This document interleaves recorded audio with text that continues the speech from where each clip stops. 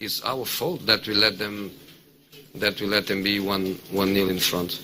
And then obviously when you are losing 2-0, the players they had a reaction and they tried and probably they could, but I think we don't deserve, because for me football is from the first second, and Fenerbahce played an emotional game. Football is an emotional game, and they deserve. I passed to the players all my experience, and my experience is you play against them in our home is easy. It's always 2-0, 3-0, 4-0 is easy. You come to Turkey and it's completely different story. So I told them to wait for that. I told them for not to be focused on the easy game we had at Old Trafford, and to be ready for a complete different game. We start the game sleeping. I know that we have a problem, and especially away at home, it's difficult to play without two proper central defenders. Now, football base starts with goalkeeper, two strong central defenders. We are playing with two left backs, central defender.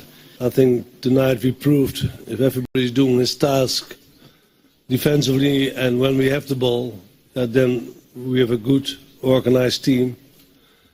In that way, again, against a team like United, we didn't give a lot of chances away, but the good thing is, attacking-wise, we had still 3 or 4 or 5 opportunities to score. And I think the team deserves really the credits the way they played as a team.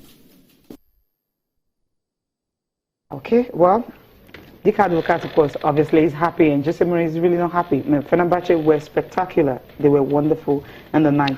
Well, just look at the other results are coming from Europa League. Some teams actually have to come from 2 goals down to win. I'm talking about Southampton and Inter Milan. That was another crucial game. While we're waiting for the result to appear on the screen, Ben Alaya, the Manchester United and Jose Mourinho marriage seems not to be working. I heard him saying, it's working, it's going to work.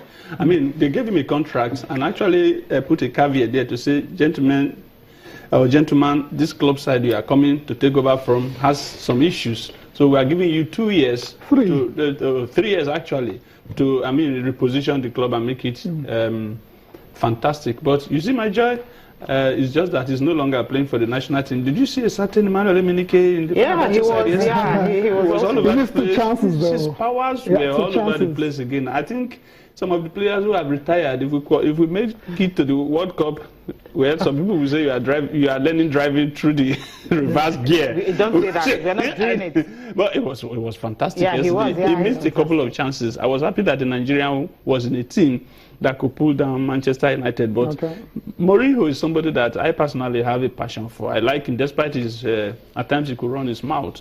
But I think he's a fantastic coach. And like he said this morning, he's questioning he's saying, quoting him, he's saying that the players went to play that game as if they were in a summer game friendly. He said Fenerbahce played like they were playing the Champions League final, while Manchester United played like they were playing a summer friendly match. It's amazing how he reasons at times. I mean, he's a fantastic, that's how you know a great man. He's down, but he wants to come up. And I think that he will eventually get it, but as usual, it takes time, right? It takes time, and you should stop insulting his head as like Arsene Wenger of Arsenal. Yeah, he hasn't done that for a while now. Yeah, he can't do it now because he's not doing too good. Yeah, specialist in failure has become specialist in something else. But United are in a very difficult situation. Yeah, in Group A right now. They're third in the group, just 6 points. They have Fenerbahce as well as Feyenoord ahead of them. So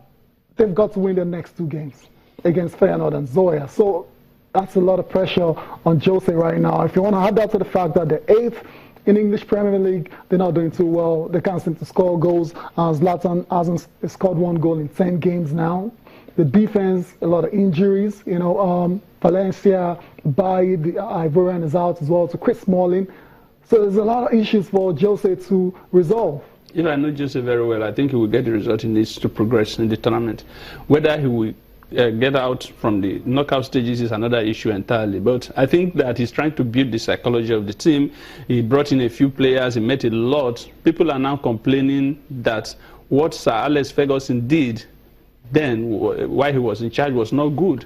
That what he did, unlike what Arsene Wenger has done in Arsenal, is that he was not building a support base for the team. The youth team was nothing. He was busy buying established players and winning trophies and doing well. And so when David Moyes came, he had nothing to put. That's ridiculous. I don't think that's true. No, I don't it's think true. That's He didn't have it. ridiculous. How many players have graduated now, apart from Rashford? How many players have graduated? Oh yeah, that's for the academy. I think they didn't give them How a many? chance. I think No, it's not as if they didn't most give of them these a chance. players That's what I think. It's him who didn't give them a chance. Because, I mean, Arsenal is throwing up Iwobi. He's throwing up a lot of players, even loaning some out. That is the base of the future of the national team, the younger players, which he did not do. And people are now accusing him. When he brought in David Moyes met an empty treasure. And so, Really? yeah, he met an empty treasure. He only had established stars who were already aging. You know, Paul Scholes and the likes, they were going out. Yes. And then Ryan Giggs, on and on, we can keep mentioning names. They were already going out. So, and it didn't have a support base. Now, the same thing, ROVG came in, he continued, at least he won a trophy, but they still kicked him out. Now it's the turn of one of the best coaches in the world. So, He's still having the same problem. I think he's also making the same mistake by going for established stars and trying to win trophies. Seems not to be working. Can we go back to the academy or the youth team? The other 21s are the base for the future. Yes. It is always like that globally. Yeah, but as you age, even in broadcasting, you tend to slow down.